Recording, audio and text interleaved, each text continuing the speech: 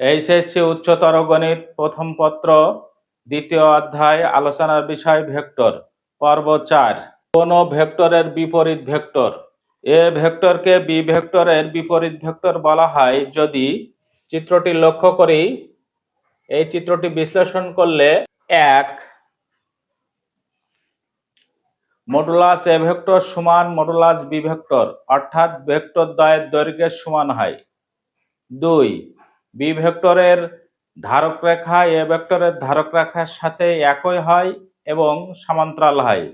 B ভেক্টরের দিক এ ভেক্টরের দিকের বিপরীত হয়, অর্থাৎ বি ভেক্টর সমান মাইনাস এ ভেক্টর বা এ ভেক্টর সমান মাইনাস বি ভেক্টর।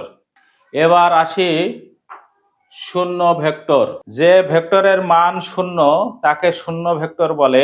গাণিতিকভাবে দুটি ভেক্টর এ ভেক্টর ও বি ভেক্টর হলে মডুলাস এ বি ভেক্টর সমান শূন্য স্কেলার, অর্থাৎ সরাসরি শূন্য বা বাস্তব সংখ্যা হবে। এবার আসি মুক্ত ভেক্টর।